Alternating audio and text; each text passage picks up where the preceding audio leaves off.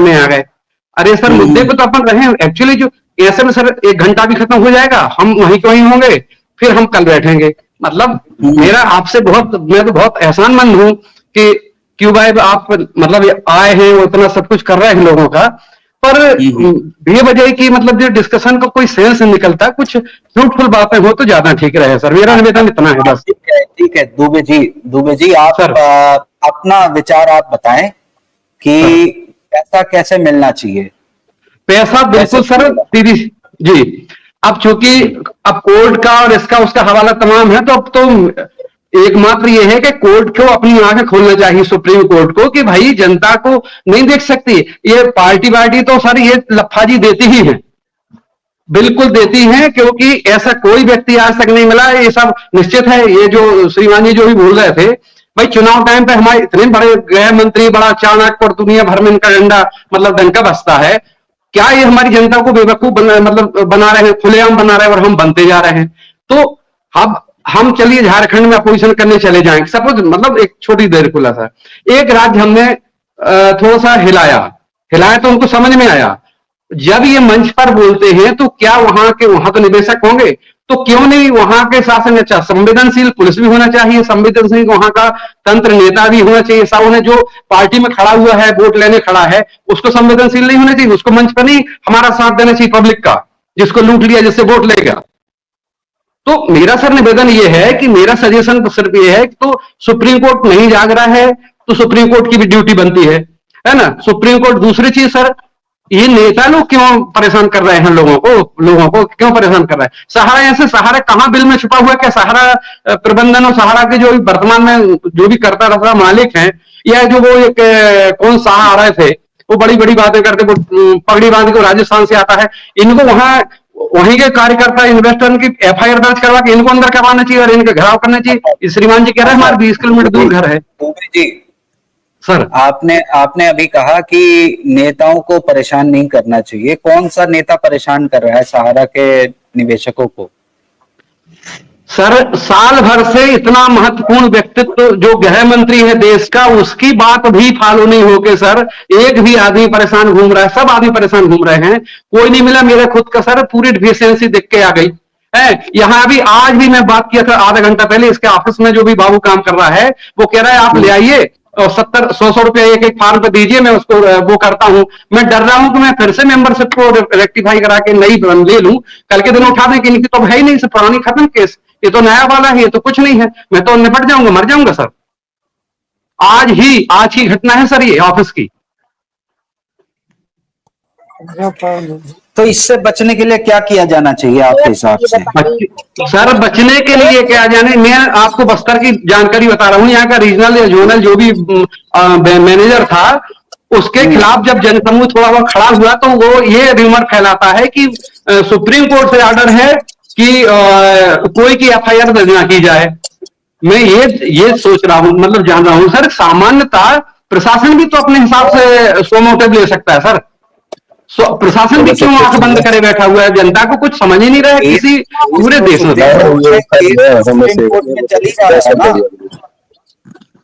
Case तो supreme court में चल ही रहा है और सुप्रीम कोर्ट के निगरानी के अंदर ही जो भी अभी तक 1200 करोड़ भी जो 15 महीने में डिसबर्स हुए हैं, जो भी निवेशकों को दिए गए हैं, वो भी तो सुप्रीम कोर्ट के इस संज्ञान में है।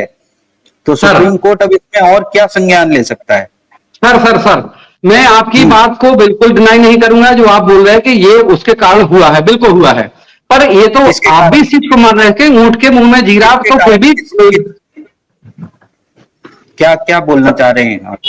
मतलब मैं ये बोलना चाह रहा हूं सर, ये जो 1200 करोड़ रुपया या कितना 1000 करोड़ जो भी हुआ होगा, उतना जो दे बांट के इनने अपना पल्ला झाड़ लिया और उसके बाद पूरा शांति से बैठ कर डिफिशियंसी शो करना शुरू कर दिए। उसके बाद सर क्या सरकार ऐसे ही काम करती है सर? ये आपने 5 पैसा दे दी और 50 करोड़ रुपया आप दबा के बैठ गए कि नहीं आप कुछ नहीं हो सकता, कुछ तो रिजल्ट नहीं निकल रहा सर। आखिर क्यों पीआईएल लगना पड़ी?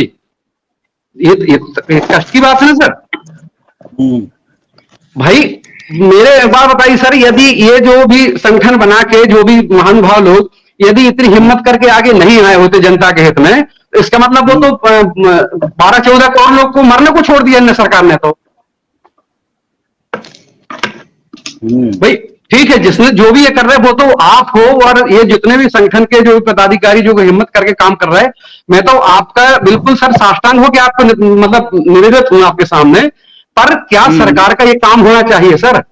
हम अमेरिका और रूस रसिया को तो बड़ा पीएम साहब धमका मतलब जवाबदारी दे के, और ये होता है वो तो बहुत नाम है, क्या हमारी जनता का नहीं सुन सकते कि अपने मान? उनको पता नहीं है क्या? सब पता है, एक चीज पता होती है, गृह मंत्री का एक ड्यूटी है कि उसको देश के हर नागरिक की जानकारी होना ही चाहिए। नहीं है तो कोई बहाना नहीं हो सकता सर कि नहीं है। नहीं है तो तंत्र क्या कर रहा सर? तो उनके पीड़ा नहीं समझ में आती 13-14 करोड़ लोगों की कितने गरीब हैं। मैंने खुद देखा सर, बिना कपड़े के लोग आए हैं। मैं जब अपने पैसे के संबंध में जाता था तो मैंने देखा है कि बिना कपड़े के लगभग अधनंगे लोग, बच्ची के शादी को, बेटे की शादी को, पति बीमार है, बेटा बीमार है, मतलब सर मैं आपको क्या बताऊं, लगता है ऐसा था कि घर से ऑर्डर को दे दो बेचारों को। 3 वार्निंग लेटर है आईटीसी का, एक फर्स्ट वाला हो गया, आईटीसी का फर्स्ट हो गया ना। जी दुबे जी, आपने जो कहा मैं उसको डिनाई नहीं कर रहा किसी बात को। एक बार मैं अभी देवेंद्र जी के पास आऊंगा। देवेंद्र जी अनम्यूट करें सर अपने आप को। सर एक सेकंड, एक सेकंड आप बोल लीजिए। हाँ, क्यू बाई को हमारे आदरणीय पाठक साहब, मैं उनकी बहुत इज्जत करता हूं, आपकी बहुत इज्जत करता हूं सर। वो बहुत गारंटेड मतलब नरेट करते हैं कि क्यूबाई को आदरणीय गृह मंत्री जी, सम्माननीय गृह मंत्री जी बहुत और सरकार बहुत गंभीरता से सुनती है। मेरा रिक्वेस्ट ये है सर कि वो केवल सुनने भर को है क्या? आप इतनी मेहनत कर रहे हैं, इतना आप सोचिए चैनल कितनी रिस्क पर आप चैनल इस समाचार को चला रहे हैं, और उसके बाद वो मतलब सो के बैठे हैं। मैं आप गारंटी के साथ कहता हूं सर, चुनाव निकल जाने दीजिए, ये फिर ढूंढ जाएंगे, इनको ये फिर मिलना मुश्किल हो जाएंगे। तो उनको सर फिर से मुश्किल हो जाएगा। बिल्कुल सर, ये नहीं आएंगे, हाथ नहीं आएंगे। मेरा निवेदन ये है सर, आपसे बहुत विनम्र निवेदन है कि यदि आपकी वो चैनल को गंभीरता से देखते हैं तो प्लीज सर थोड़ा सा उनको, कोई भी बंदा जो भी ऐसा हो सक्षम, उससे बोलिए कि भाई इस पर कुछ तो आधा शब्द तो बोलें सर, जिससे हम विश्वास कर सके कि भारत सरकार में सरकार जिंदा है। हमको सरकार की कोई जीवित दिखना चाहिए सर इस मुद्दे पर। नहीं दिखेगी तो हम तो बड़े नर्वस हो रहे हैं सर। और ऐसे में सब कुछ आपराधिक घटना घट जाएगी। अमीलाल जी भी आ गए लाइव में। हाँ, ये अमीलाल जी तो ऐसे बोलते हैं, ऐसे मतलब तो ठीक है, ये उनको क्यों नहीं लेके आते? एक आध आदमी को ले आए, वो साहब वो चोर आता था, वो साहब, मैं कह रहा हूँ सर ऐसे में अपराध घट जाएगा। कोई की मतलब मैं क्या बोलना नहीं बोलना चाहिए टीवी पे ठीक नहीं है। कोई तैसे में आके पीड़ित व्यक्ति किसी के साथ उल्टा सीधा कर दे, भाषा में जो भी बोलना चाहूंगा। जी जी जी जी, सभी को बोलने का मौका दिया जाए, अपनी बात रखने का मौका दिया जाए। जी सर, मेरा हो गया सर। देवेंद्र जी अनम्यूट करें सर अपने आप को।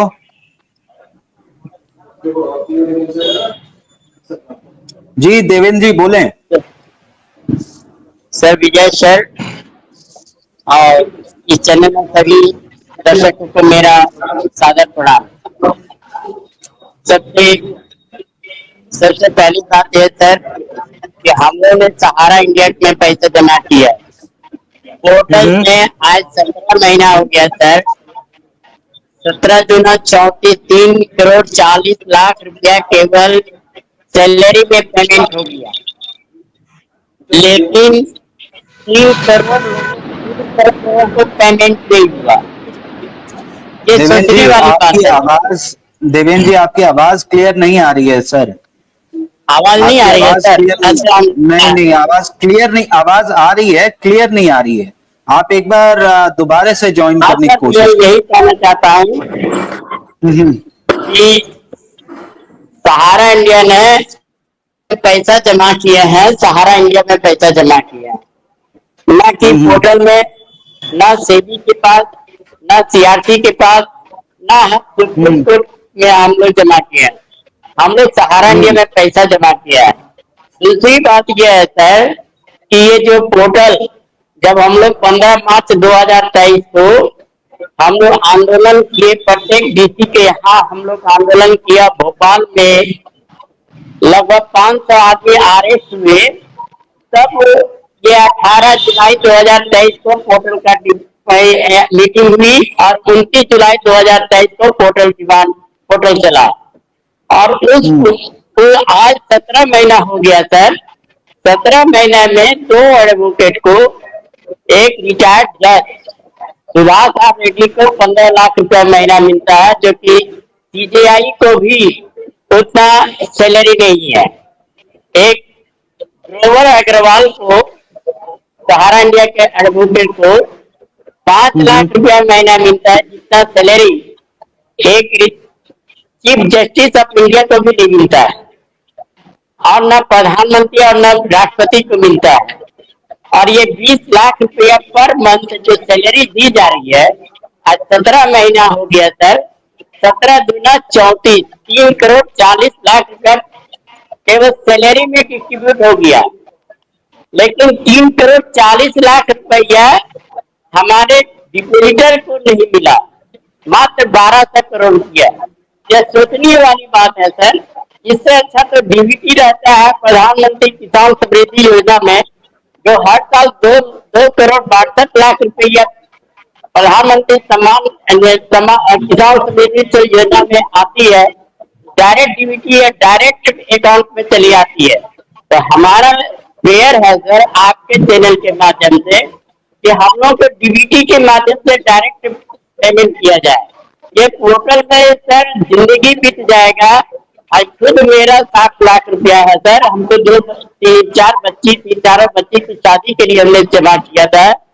मेरा 2019 में पैसा आ गया था, 10 लाख रुपया एडवाइस आ गया था, लेकिन झूरी तिलैया के रीजनल मैनेजर ने हमको नहीं दिया।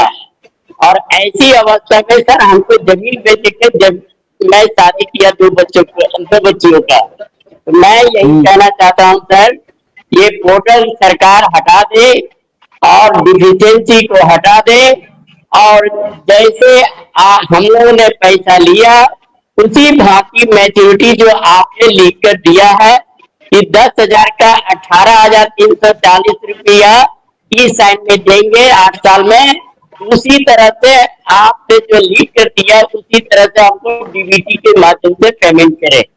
इतना ही मैं कहना चाहता हूँ। That's all sir. Thank you Devendra ji. और आपने जो भी कहा वो बहुत सही है और अच्छा भी है। अब हम विष्णु कुशवाहा जी के पास जा रहे हैं। विष्णु जी बहुत देर से कुछ बोलना चाह रहे थे। विष्णु जी अपनी बात रखें सर। जी बहुत बहुत धन्यवाद जी, जो आपने हमें बोलने का मौका दिया। पहले तो मैं नेटवर्क की पूरी टीम को हार्दिक शुभकामनाएं और बधाई देता हूँ, जो सहारा के मुद्दे को इतनी ज्वलंत तरीके से उठा रहे हैं। जी सर, पहला तो मेरा आग्रह ये है कि सभी आंदोलनकारी जो है हमारे, चाहे वो नागेंद्र कुशवाहा जी हो या हमारे शुक्ला जी हो या अन्य कोई आंदोलनकारी, सभी से हाथ जोड़ के और चरण वंदना